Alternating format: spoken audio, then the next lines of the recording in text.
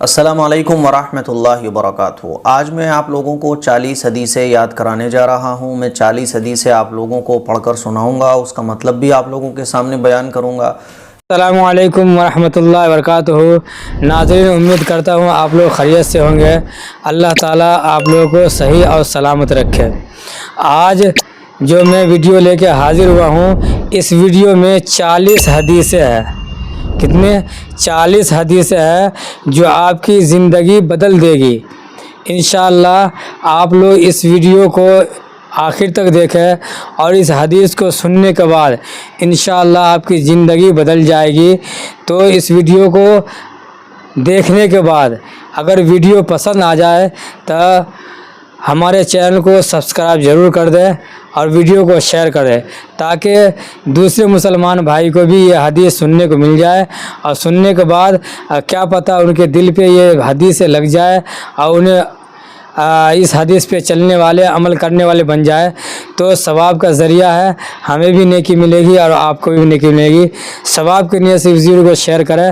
چلیے، جو آگے ویڈیو میں مفتی ایم قاسمی صاحب بہت بہترین انداز میں یہ حدیث سنا رہے ہیں اور سمجھا رہے ہیں، تو چلیے وقت کو ضائع کیے بغیر آپ لوگ کو ویڈیو دکھاتے ہیں۔ ویڈیو کو آپ لوگ پورا دیکھیں۔ السلام علیکم ورحمۃ اللہ وبرکاتہ۔ آج میں آپ لوگوں کو 40 حدیثیں یاد کرانے جا رہا ہوں۔ میں 40 حدیثیں آپ لوگوں کو پڑھ کر سناؤں گا، اس کا مطلب بھی آپ لوگوں کے سامنے بیان کروں گا۔ 40 حدیثیں آپ خود بھی یاد کریں۔ روزانہ ایک حدیث یاد کریں گے تو 40 دن میں 40 حدیثیں یاد ہو جائیں گی۔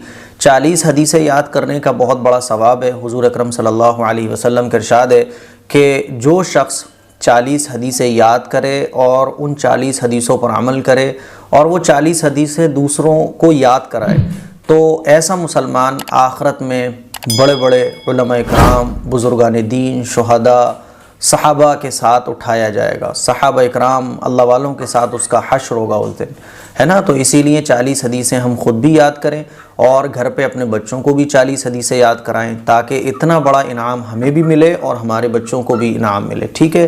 40 حدیثیں یاد کرنا کوئی مشکل نہیں ہے۔ ہم روزانہ ایک حدیث یا 2 حدیثیں یاد کریں گے تو 20 دن میں یا پھر ایک مہینے میں 40 حدیثیں یاد ہو جائیں گی۔ تو 40 حدیثیں ہم لوگ یاد کرتے ہیں۔ نمبر 1، وقال نبی صلی اللہ علیہ وسلم۔ اس کا مطلب ہوتا ہے کہ حضور اکرم صلی اللہ علیہ وسلم نے ارشاد فرمایا۔ آپ اردو میں بھی کہہ سکتے ہیں کہ حضور اکرم صلی اللہ علیہ وسلم نے ارشاد فرمایا، انما الاعمال بالنیات، کہ سارے اعمال کا دار و مدار نیت ہی پر ہے۔ اس کا مطلب یہ ہوتا ہے کہ جتنے بھی اچھے کام ہیں، جتنے بھی دینی کام ہیں، وہ اچھی نیت کے ساتھ اگر کیے جائیں تو اس پر ثواب ملتا ہے۔ اس کا مطلب یہ ہرگز نہیں ہے کہ برے کام بھی اگر اچھی نیت کے ساتھ کیے جائیں تو وہ اچھے ہو جاتے ہیں، یہ مطلب ہرگز نہیں ہے۔ سمجھ رہے ہیں بات کو؟ یعنی جتنے بھی نیکی والے کام ہیں ان پر اگر اچھی نیت رکھی جائے تو وہ ان پر اجر ملتا ہے نا۔ آپ نماز پڑھ رہے ہیں، نماز اگر آپ اس نیت سے پڑھ رہے ہیں کہ اللہ کے لیے میں نماز پڑھ رہا ہوں تو اللہ آپ کو اس پر اجر دے گا۔ لیکن اگر آپ نیت یہ آپ نے کر کے نماز پڑھی کہ نماز میں اس لیے پڑھ رہا ہوں تاکہ دیکھنے والے سمجھیں کہ میں نمازی ہوں، تو پھر اس نیت سے اگر آپ نماز پڑھیں گے تو یہ نماز قابل قبول نہیں ہوگی۔ یہ مطلب ہے انما الاعمال بالنیات، کہ سارے اعمال کا دار و مدار نیت ہی پر ہے۔ دوسری حدیث ہے، خیرکم من تعلم القرآن وعلمہ، کہ تم میں سب سے بہتر وہ شخص ہے جو قرآن سیکھے اور سکھائے۔ تو پتہ یہ چلا کہ سب سے بہتر کون ہے؟ جو قرآن سیکھنے والا ہے اور جو قرآن سکھانے والا ہے۔ آج ہم لوگ سمجھتے ہیں کہ یہ کورس کر رہا ہے تو یہ سب سے بہتر ہے، وہ کورس کر رہا ہے تو وہ سب سے بہتر ہے۔ حضور نے فرمایا کہ سب سے بہتر وہ ہے جو قرآن سیکھے اور سکھائے۔ تو ہمیں قرآن سیکھنا بھی چاہیے اور دوسروں کو قرآن سکھانے والا بننا بھی چاہیے۔ تیسری حدیث ہے، ان من خیارکم احسنکم اخلاقا، تم میں سب سے بہتر وہ شخص ہے جس کے اخلاق سب سے اچھے ہوں۔ تو ہمیں اپنے اخلاق اچھے بنانا چاہیے۔ چوتھی حدیث، لا یرحم اللہ من لا یرحم الناس، کہ اللہ تعالیٰ اس شخص پر رحم نہیں کرتا جو لوگوں پر رحم نہیں کرتا۔ تو اگر ہم یہ چاہتے ہیں کہ اللہ ہم پر رحم کرے تو ہمیں کس پر رحم کرنا چاہیے؟ لوگوں پر رحم کرنا چاہیے۔ پانچویں حدیث ہے، المسلم اخو المسلم، کہ ایک مسلمان دوسرے مسلمان کا بھائی ہے۔ وہ صدیقی ہے، وہ پٹھان ہے، وہ اس برادری کا ہے، وہ اس برادری کا ہے، وہ اونچی برادری کا ہے، وہ نیچی برادری کا ہے۔ اللہ کے رسول نے فرمایا کوئی برادری نہیں ہے۔ المسلم اخو المسلم، کہ ایک مسلمان دوسرے مسلمان کا بھائی ہے۔ چھٹی حدیث ہے، المؤمن مرآۃ المؤمن، کہ ایمان والا ایمان والے کے لیے آئینہ ہے۔ ایک مسلمان دوسرے مسلمان کے لیے آئینہ ہے۔ جیسے ہم شیشے کے سامنے، مرر کے سامنے کھڑے ہوتے ہیں تو ہمارے چہرے پر کوئی داغ ہوتا ہے، کوئی دھبا ہوتا ہے، تو مرر ہمیں ہی بتاتا ہے، کسی دوسرے کو نہیں بتاتا ہے۔ اسی لیے حضور نے فرمایا ایک مسلمان دوسرے مسلمان کے لیے آئینہ ہے۔ اگر ہم اپنے کسی مسلمان بھائی کے اندر عیب دیکھ رہے ہیں، کوئی کمی دیکھ رہے ہیں، تو آئینے کی طرح خاموشی کے ساتھ صرف اس کو بتائیں، زمانے والوں کو نہ بتائیں، کسی کے عیبوں کو نہیں اچھالنا چاہیے، ٹھیک ہے؟ یہ مطلب ہے اس حدیث کا۔ 7ویں حدیث ہے من ستر مسلما سترہ اللہ فی الدنیا والآخرہ، جو شخص کسی مسلمان کا عیب چھپائے گا اللہ تعالیٰ دنیا اور آخرت میں اس کے عیبوں پر پردہ ڈالے گا۔ تو اگر ہمیں کسی کے عیب پتہ چل رہے ہیں تو ہمیں اس کے عیبوں پر پردہ ڈالنا چاہیے۔ کسی کے عیب بیان ہو رہے ہیں کسی مجلس میں تو ہمیں اس کے عیبوں پر پردہ ڈالنا چاہیے۔ جو شخص کسی کے عیبوں پر پردہ ڈالے گا تو اللہ تعالیٰ اس کے عیبوں پر آخرت میں پردہ ڈالے گا۔ 8ویں حدیث ہے لیس الخبر کالمعاینہ، سنی ہوئی بات دیکھی ہوئی بات کی طرح نہیں ہو سکتی۔ ہم لوگ دن بھر میں نہ جانے کتنی باتیں سنتے ہیں اور اس کو آگے شیئر کر دیتے ہیں۔ حضور اکرم صلی اللہ علیہ وسلم کے ارشاد ہے کہ سنی ہوئی بات دیکھی ہوئی بات کی طرح نہیں ہو سکتی ہے۔ 9ویں حدیث من صمت نجا، جو خاموش رہا اس نے نجات پائی۔ جو جتنا زیادہ بولتا ہے نا وہ اتنا ہی زیادہ پھنستا ہے، تو خاموش رہنا بھی ایک عبادت ہے، اور جو خاموش رہتا ہے وہ نجات پا لیتا ہے۔ جب اس کی زبان سے کچھ غلط نکلے گا نہیں تو اسے شرمندگی بھی اٹھانی نہیں پڑے گی۔ 10ویں حدیث ہے حسن الظن من حسن العبادہ، اچھا گمان رکھنا بہترین عبادت ہے۔ اس کا مطلب یہ ہے کہ ہمیں اپنے دوسرے مسلمانوں کے بارے میں اچھا گمان رکھنا چاہیے۔ اگر کسی بھی بات کے دو پہلو نکل سکتے ہیں، ایک پازیٹیو ایک نگیٹو، ہماری عادت یہ ہے کہ ہم لوگ نگیٹو پہلو نکالتے ہیں، ہمیں ہمیشہ پازیٹیو پہلو نکالنا چاہیے اور اچھا گمان رکھنا چاہیے۔ 11ویں حدیث ہے الکلمۃ الطیبۃ صدقۃ، کہ اچھی بات کرنا یہ صدقہ ہے۔ آپ اپنی زبان سے کوئی اچھی بات کر رہے ہیں تو یہ بھی صدقہ ہے۔ 12ویں حدیث ہے السعید من وعظ بخیرہ، کہ نیک بخت وہ ہے جو دوسروں سے عبرت حاصل کرے۔ ہم کوئی بھی ایسی چیز دیکھتے ہیں جو عبرت والی ہوتی ہے نا، تو ہمیں اس سے عبرت حاصل کرنا چاہیے۔ حضور نے فرمایا کہ نیک بخت وہ ہے جو دوسروں سے عبرت حاصل کرے، دوسروں سے سبق حاصل کرے۔ دنیا میں ارد گرد ہمارے جو بھی کچھ ہو رہا ہے اس سے ہم سبق حاصل کریں، تو یہ نیک بختی کی علامت ہے۔ 13ویں حدیث ہے من توکل علی اللہ کفاہ، جو اللہ تعالیٰ پر بھروسہ کرتا ہے اللہ تعالیٰ اس کے لیے کافی ہے، تو ہمیں اللہ پر بھروسہ کرنا چاہیے۔ 14ویں حدیث ہے من لم یسأل اللہ یغضب علیہ، جو شخص اللہ تعالیٰ سے سوال نہیں کرتا اللہ تعالیٰ اس سے ناراض ہوتا ہے، تو ہمیں اللہ سے مانگنا چاہیے، اللہ سے دعا کرنا چاہیے۔ اگر ہم اللہ سے دعا نہیں کرتے تو پھر اللہ ہم پر ناراض ہوتا ہے۔ 15ویں حدیث ہے التائب من الذنب کمن لا ذنب لہ، گناہوں سے توبہ کرنے والا ایسا ہے جیسے اس نے گناہ ہی نہیں کیا۔ کوئی شخص گناہ کرتا ہے، گناہ کرنے کے بعد سچی پکی توبہ کرتا ہے۔ سچی پکی توبہ کا مطلب یہ کہ اے اللہ میں اب آئندہ کبھی گناہ نہیں کروں گا، اور پھر گناہوں سے بچنے کی وہ کوشش بھی کرتا ہے، تو پھر اس کا گناہ معاف ہو جاتا ہے۔ 16ویں حدیث ہے اذا لم تستحی فاصنع ما شئت، جب تجھ کو شرم نہ رہے تو جو چاہو وہ کرو، ہے نا؟ جب شرم باقی نہیں رہتی انسان کے اندر پھر وہ بے شرمی والے سارے کام کرتا ہے۔ 17ویں حدیث ہے لا یلدغ المرء من حجر واحد مرتین، کہ مومن ایک ہی سوراخ سے 2 مرتبہ نہیں ڈسا جاتا۔ اس کا مطلب یہ ہے کہ مسلمان ایک جگہ سے ایک ہی مرتبہ دھوکہ کھاتا ہے، ایک جگہ سے 2 بار دھوکہ نہیں کھا سکتا۔ 18ویں حدیث ہے کفا بالمرء کذبا ان یحدث بکل ما سمع، آدمی کے جھوٹا ہونے کے لیے اتنا ہی کافی ہے کہ جو کچھ سنے بغیر تحقیق کے بیان کرنا شروع کر دے۔ ہم اور آپ دن بھر میں نہ جانے کتنی باتیں سنتے ہیں اور صرف سن کر اس کو آگے بڑھا دیتے ہیں۔ حضور نے فرمایا اگر کوئی آدمی ایسا ہے جو کسی بات کو سنتا ہے اور پھر بغیر تحقیق کرے کہ بھئی یہ بات صحیح بھی ہے یا غلط بھی، سچ بھی ہے یا جھوٹ ہے، بغیر تحقیق کے بس سنا اور اس کو آگے فارورڈ کر دیا، تو اس کے جھوٹا ہونے کے لیے اتنی بات کافی ہے۔ آپ کو یاد ہوگا 3-4 سال پہلے ایک خبر اڑی کہ نمک مہنگا ہو گیا، نمک مہنگا ہو گیا۔ تو وہ کیسے اڑتی ہیں یہ خبریں؟ کیونکہ ایک بات چلتی ہے اور سنائی باتوں کو لوگ آگے بڑھا دیتے ہیں۔ تو کوئی بھی بات جب ہم سنیں تو اس کی تحقیق کریں، بعد میں اس کو فارورڈ کرنا چاہیے۔ 19ویں حدیث ہے الجنت دار الاسقیاء، جنت سخی لوگوں کا گھر ہے، یعنی جو سخی ہوتے ہیں، اللہ کے راستے میں خوب خرچ کرنے والے ہوتے ہیں، جنت اسپیشلی ان لوگوں کا گھر ہے۔ 20ویں حدیث ہے الجنت تحت اقدام الامہات، ماں کے قدموں کے نیچے جنت ہے۔ اگر آپ جنت حاصل کرنا چاہتے ہیں تو ماں کی خوب خدمت کیجیے، ماں سے خوب محبت کیجیے۔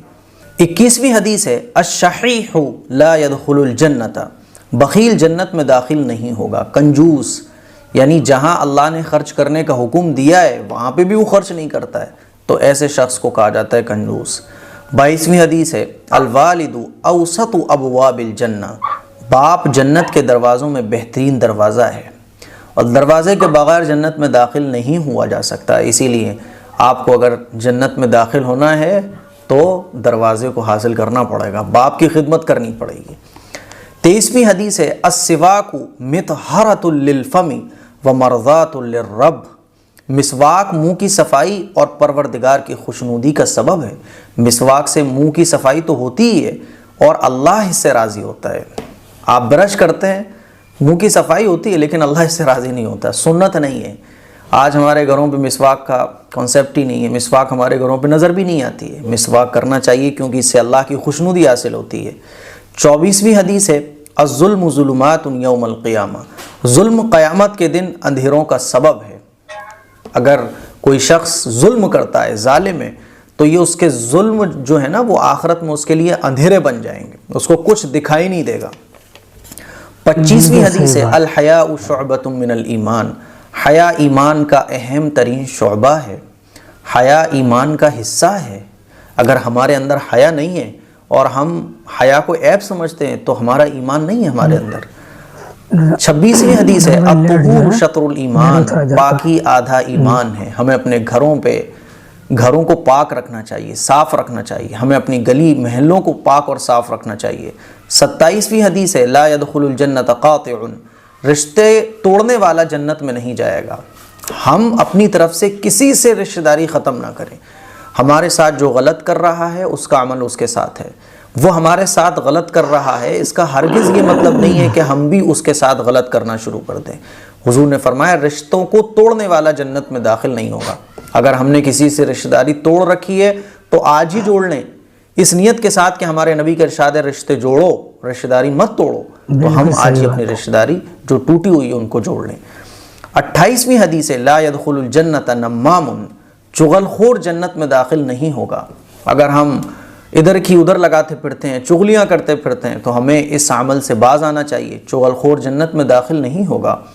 29ویں حدیث ہے الید العلیٰ خیر من ید السفلیٰ، اوپر والا ہاتھ یعنی دینے والا ہاتھ نیچے یعنی لینے والے ہاتھ سے بہتر ہے۔ اگر ہمارا ہاتھ ایسے رہتا ہے، ہم ہمیشہ لوگوں کو دیتے ہیں، تو حضور نے فرمایا کہ جو دینے والا ہاتھ ہے، اوپر والا جو ہاتھ ہے، یہ بہتر ہے لینے والے ہاتھ سے۔ ہم اپنی نیت دینے والی رکھیں، لینے والی نہیں رکھیں، ٹھیک ہے؟ آج لوگوں کی جو نیت ہے وہ لینے والی ہے، دینے والی نہیں ہے۔ تو حضور نے فرمایا جن لوگوں کی نیت دینے والی ہے، جو دینے کا ارادہ رکھتے ہیں، تو اوپر والا ہاتھ اچھا ہے بمقابلے نیچے والے ہاتھ کے۔ 30ویں حدیث ہے ما اسفل من الکعبین من الازار فی النار، بخاری شریف کی روایت ہے کہ ازار کا جو حصہ ٹخنوں سے نیچے ہوگا وہ آگ میں جائے گا۔ مردوں کے لیے ٹخنوں سے اوپر پاجامہ، پینٹ، لنگی، جو اوپر سے کپڑا پہنا جاتا ہے، اس کو ٹخنے سے اوپر رکھنا یہ واجب ہے، ضروری ہے مردوں کے لیے۔ اگر کسی مرد کا کوئی ازار، پینٹ، پاجامہ، شلوار، لنگی ٹخنے سے نیچے ہوتی ہے تو وہ حصہ آگ میں جائے گا، حضور نے فرمایا۔ 31ویں حدیث ہے لیس منا من غشنا، کہ جو دھوکہ دے وہ ہم میں مسلمانوں میں سے نہیں ہے، وہ ہم میں سے نہیں ہے۔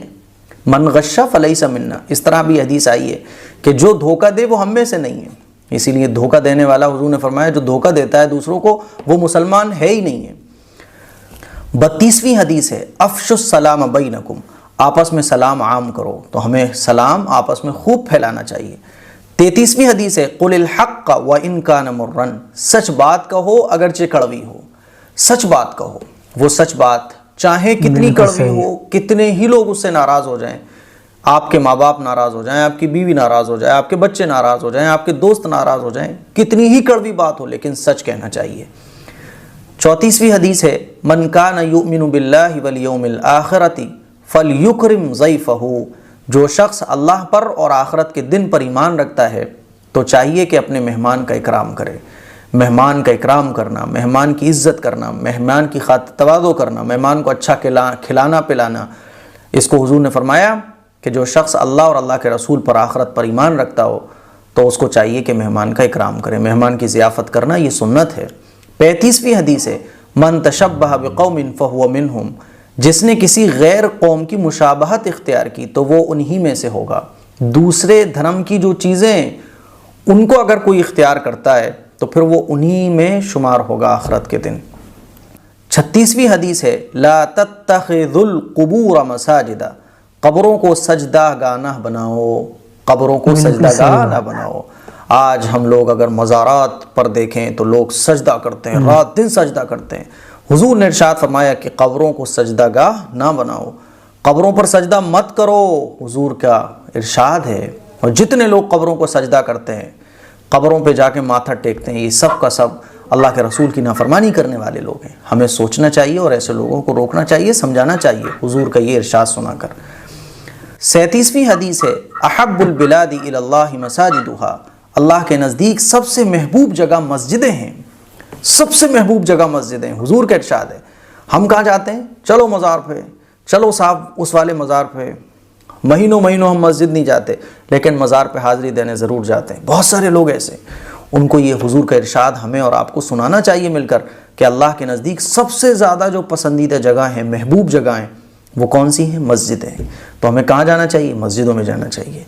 38ویں حدیث ہے لا تدخل الملائکۃ بیتا فیہ کلب او تصاویر، کہ رحمت کے فرشتے اس گھر میں داخل نہیں ہوتے جس میں کتا یا تصویر ہو۔ تو جس گھر میں کتا ہو اس گھر میں رحمت کے فرشتے داخل نہیں ہوتے، جس گھر میں تصویر ہو اس گھر میں رحمت کے فرشتے داخل نہیں ہوتے۔ اسی لیے اپنے گھروں کو ہمیں تصویروں سے پاک رکھنا چاہیے۔ اگر ہمارے گھر میں تصویر ہے فوراً ہٹائیے، اگر آپ کے گھر میں کتا ہے فوراً اس کو باہر پھینکیے یا آپ اپنے گھر کے آؤٹ حصے میں اس کو رکھیے۔ 39ویں حدیث ہے من صلی علی مرۃ صلی اللہ علیہ عشرا، کہ جو شخص مجھ پر ایک مرتبہ درود بھیجتا ہے اللہ اس پر 10 مرتبہ اپنی رحمتیں نازل فرماتا ہے۔